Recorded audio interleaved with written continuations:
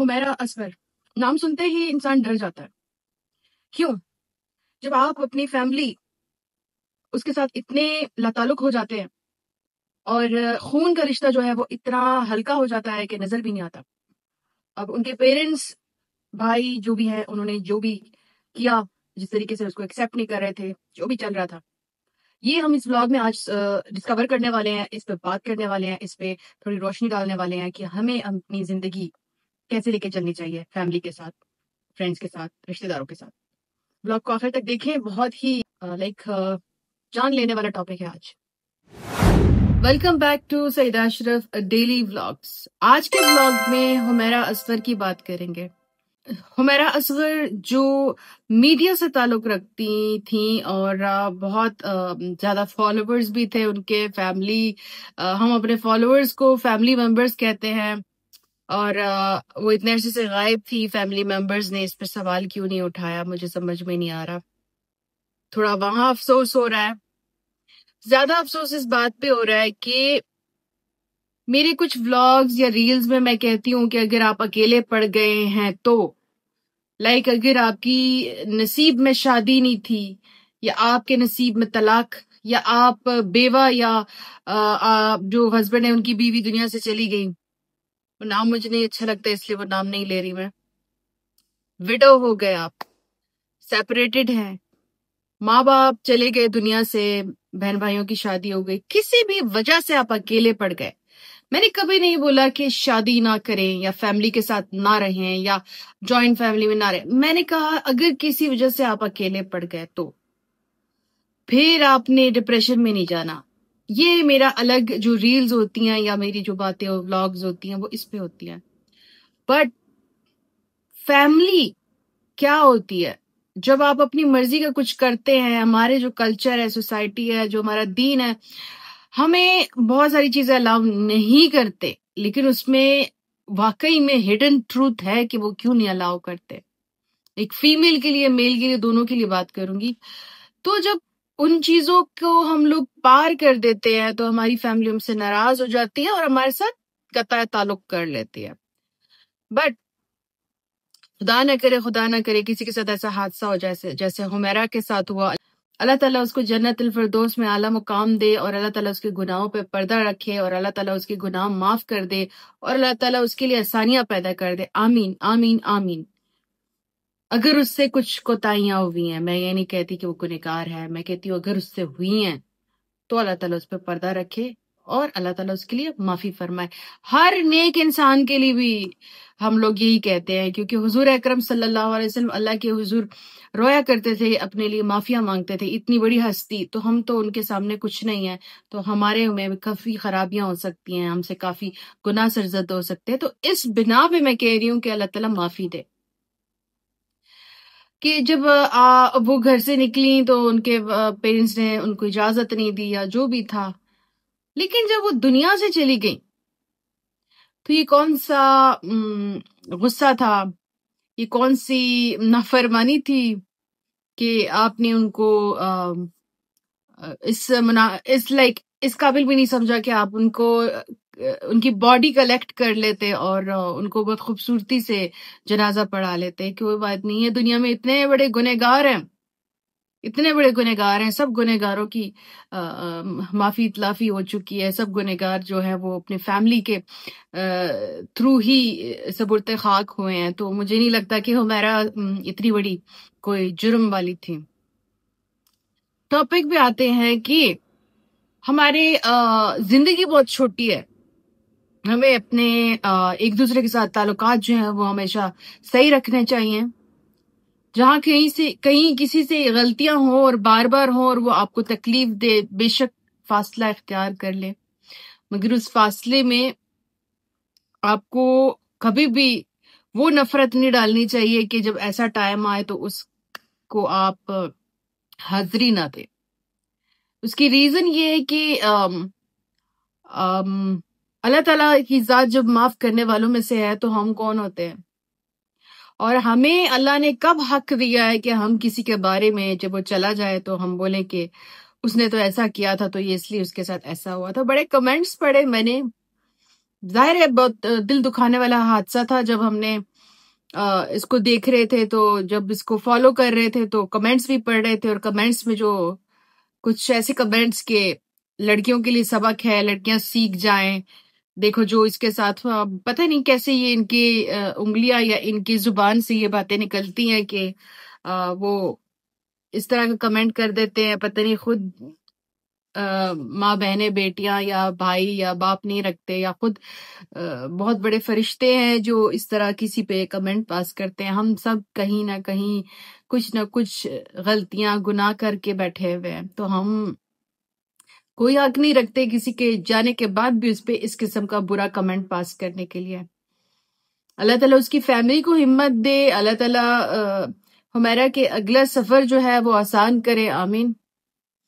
और अल्लाह ताला हमें इस बात की हिदायत दे कि हम अपने फैमिली मेंबर्स में से जिन जिन के साथ हमारे ताल्लुकात जो है वो कमजोर हैं, वो हम दोबारा से जोड़ सकें और इसको सही तरीके से निभा सकें।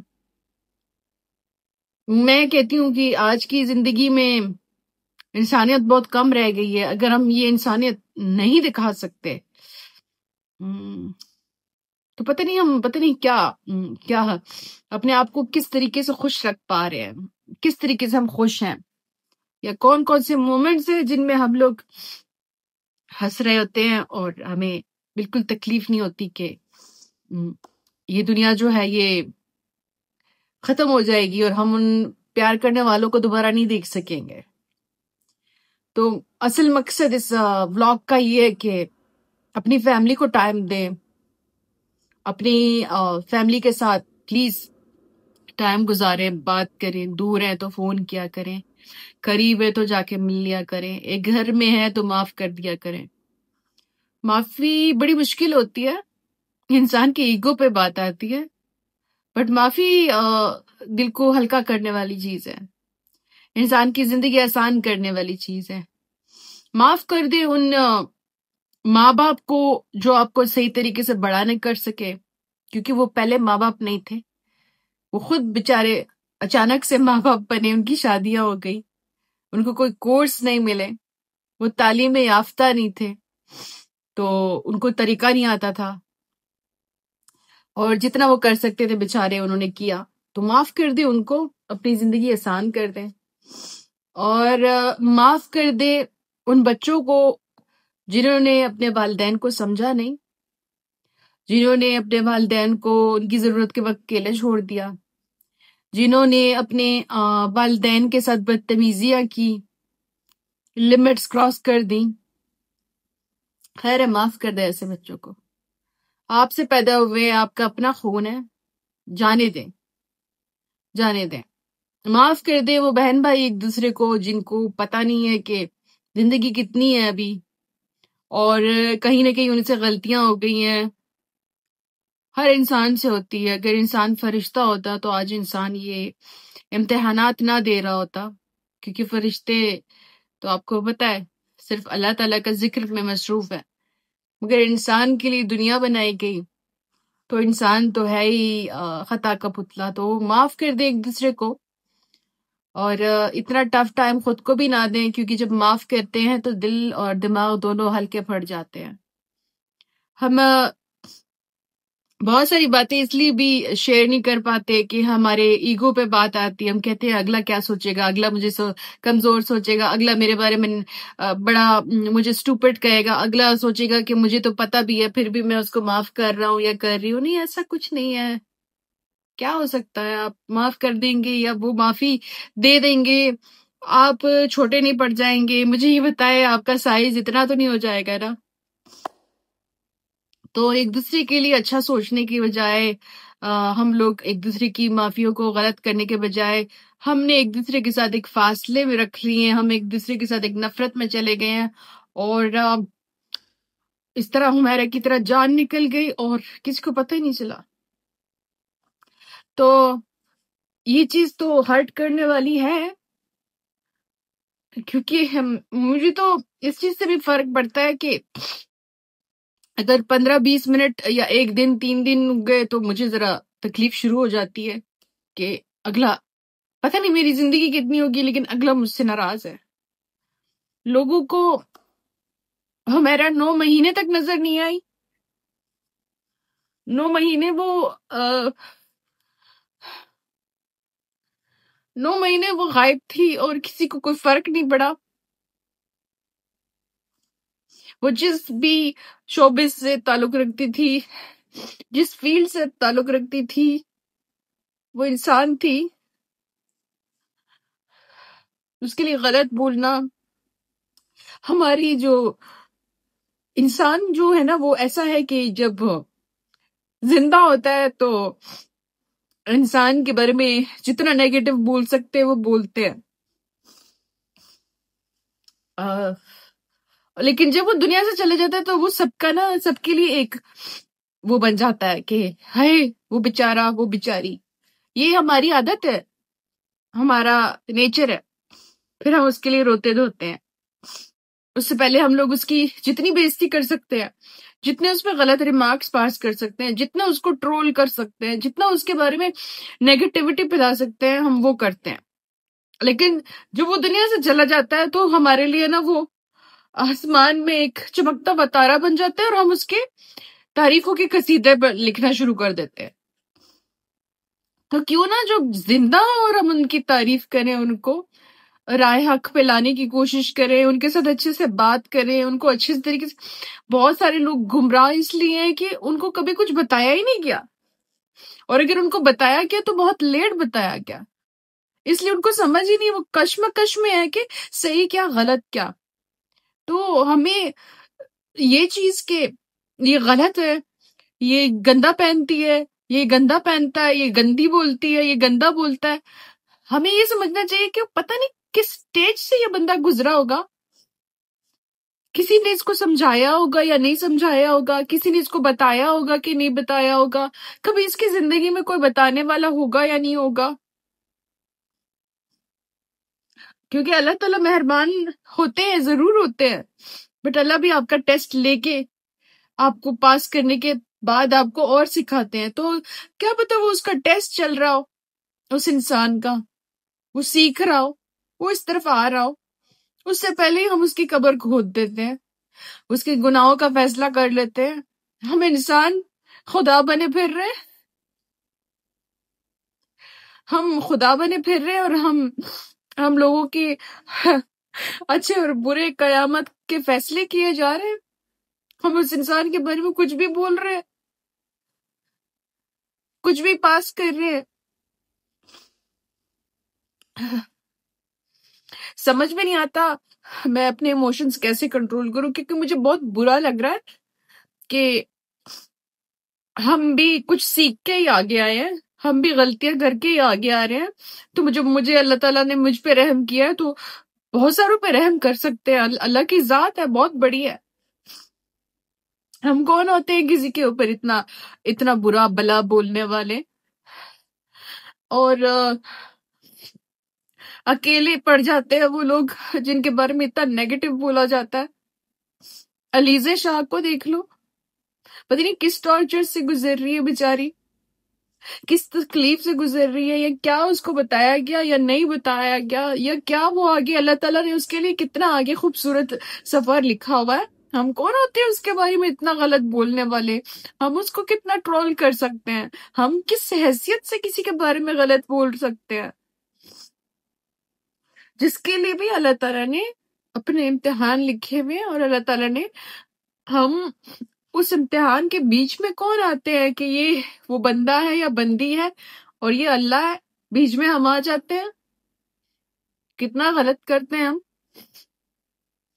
अगर आप भी हुमैरा की तरह सफर कर रहे हैं और आपकी जिंदगी में भी मसले चल रहे हैं, आपके पेरेंट्स या बहन भाई आपसे लतारुक है, तो मैं अभी आपसे रिक्वेस्ट करती हूँ कि आप भी अपनी ईगो थोड़ी छोटी कर दें और कम करके उनके साथ दोबारा से राब्ते में आ जाए।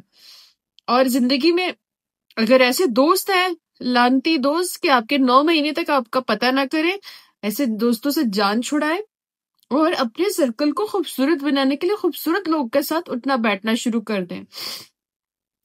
अपनी एज के हिसाब से आप लर्न करें। आपकी एज छोटी है तो आपकी लर्निंग फास्ट है, लेकिन अगर आप अपनी एज से ज्यादा की चीजों में इन्वॉल्व होते हैं तो आपका एंड भी खराब होता है। और अगर आप बहुत पीछे रह जाते हैं तो आपका एंड बहुत खराब होता है। तो प्लीज अपनी एज के हिसाब से जो सीख सकते हैं, जो कर सकते हैं, वो करें। लोग आपको बरगलाने के लिए बैठे हुए हैं, लोग आपका नाजायज फायदा लेने के लिए बैठे हुए हैं। यंग जनरेशन किसी के बहकावे में मत आए, किसी की झूठी आपको उम्मीदें दिलाएं उस पे मत आए। पैसा आने जाने वाली चीज है, पैसे के पीछे मत जाए। सिर्फ अपनी जिंदगी की जो खूबसूरती है, जो आपका आपका एक खूबसूरत माहौल है घर का, फैमिली मेंबर्स का, सिबलिंग्स का, रिलेटिव्स का, उसको किसी ऐसे बंदे या बंदी के लिए खराब ना करें जो आपको झूठे वादे देकर आपको अकेला कर देता है। जिंदगी में अकेला रहना मैं नहीं कहती आसान है, बट अगर कोई अकेले रह गए हैं तो प्लीज डिप्रेशन का शिकार ना हो। शेयरिंग स्टार्ट कर दे, थेरेपीज लेना स्टार्ट कर दे, ताकि आपकी जिंदगी में थोड़ी बहुत जो टाइम हमारा है वो खूबसूरत गुजर सके। आज का ब्लॉग सिर्फ इसलिए था कि हम जो फैमिली के साथ कतई ताल्लुक करके बैठे हुए हैं वो सही कर लें, और ऐसे दोस्तों से दूर हो जाए जो हमारा पता ना करते हो। और ऐसे लोग जो किसी की भी वीडियो पे कोई भी गलत कमेंट डाल देते हैं, बाज आ जाओ। और ऐसे लोग जो अपने आप को अपने फैमिली से अलग करके बैठ गए हैं, उनसे दरख्वास्त है अपनी फैमिली के साथ वापस लौट जाओ, अपने ताल्लुकात ठीक कर लो। अल्लाह हाफिज।